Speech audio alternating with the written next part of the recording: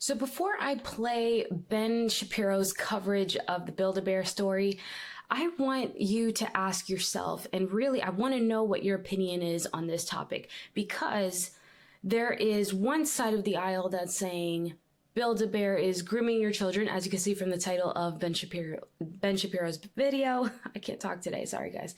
And I've also heard the argument that there's a market for trans kids, and because Build-A-Bear is operating in a capitalist society, it's not wrong for them to market to this this audience, this consumer base, I should say, and that it's not grooming to do that. So I want to know what your opinion is. What do you guys think of it? Let's get into the story. It's apparently Build-A-Bear, which is a store that I've taken my kids to a lot, right? This is where you actually go to the store and they have sort of these kind of teddy bear skins, and you get the filling and you fill the bear and you take it home and the kids love it. It's really fun.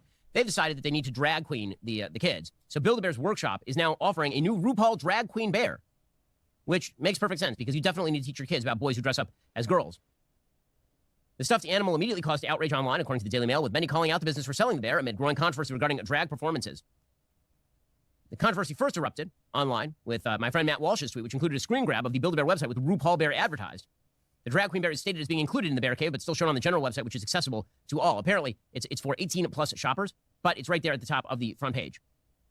Cover bear, put the fur in your walk, head to paw, let the whole body talk. The website reads, 2 iconic pop culture institutions join forces for this one-of-a-kind collector's item made in tribute to the world's most famous drag queen. Oh, isn't that nice? Well, the good news is that the blowback caused Build-A-Bear to at least remove this from the main website's carousel of revolving bears and pages. It is still apparently on the website, however. So, why Build-A-Bear feels the necessity to do this? Again, this is a product designed for children. It's beyond me, except that all of our cultural arbiters have decided that all of this is the most important thing that you can possibly do. So as you can imagine, I agree with Ben on this subject. It is obviously grooming. We are leading more kids into gender confusion. We are leading them into the hands of people who want to sexualize them. Inherently, drag performances are sexual in nature. It's an over feminization of womanhood portrayed by a man, or typically a man. And I covered the story last week about drag camps for kids, and we're seeing instances of drag queens giving lap dances at schools now. We have the drag queen story hour. So this is just in the same vein.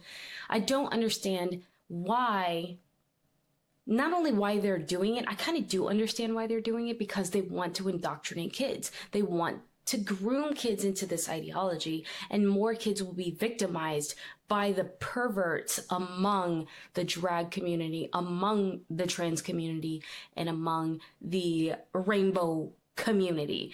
Not saying they all are, but within that population, there are deviants who want to sexualize children, but everyone else is just allowing it to happen. And more so, we have this idea that standing up in favor of such a thing, in favor of Build-A-Bear doing such a thing, is totally normal. And if you have a problem with it, you're a bigot. You are a transphobe. You are I'm making this word up, maybe, a dragophobe, drag queenophobe. I don't know. It's all stupid. It's all made up nonsense. But so now we know Build-A-Bear has caved to the woke mob. Unfortunately, no surprise there. I also saw some, I'm assuming they were leftists talking about this Build-A-Bear stuff. And like I hinted in the beginning when I asked the question to you about, is this just serving a market?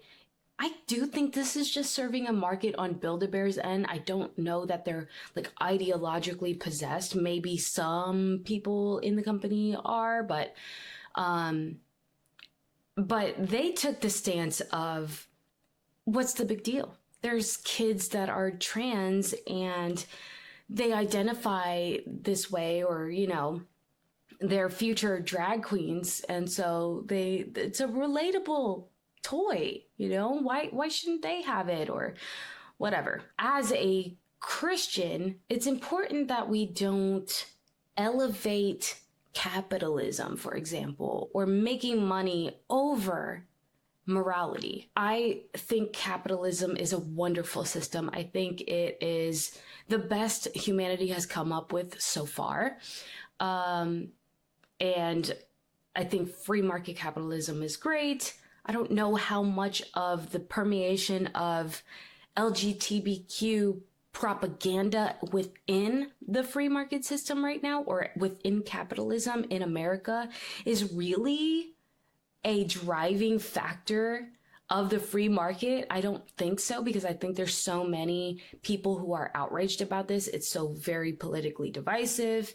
So I think it's not really as free market as we'd like to think, but it's important that even as a conservative who might agree with the ideals of the free market, that we don't sacrifice morality, lest you make money your God, and then are you even really serving God at that point?